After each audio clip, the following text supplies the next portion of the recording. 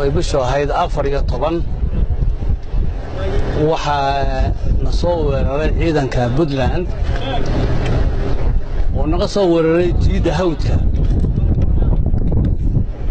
laba jeer bay kala hayeen subaxdiina mar bay soo weerareen kowdii iyo wixii ka dambeeyay ilaa galabtii ay gaarsanaa weerar bay nagu soo qaadeen weerarka waa la celiyay waxa ka dhintay saddex intaan ognahay saddex waxa ka dhaawacmay shan annaga weerarka shalay waxba naguma gaar saaka subaxdii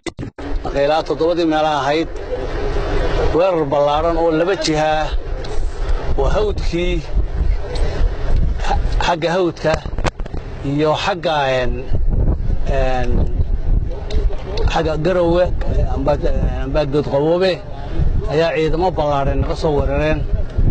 dagaalkaasi muddo 4 saacadood iyo badha ayuu socday dhimasho iyo dhaawacba waa jiraan dhan walba haatee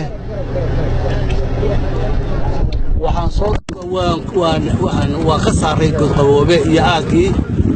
waanan jabinay labadii aagba waxaanan ka qabsannay 6 baabuur oo mitaangi yahay ayaan ka qabsannay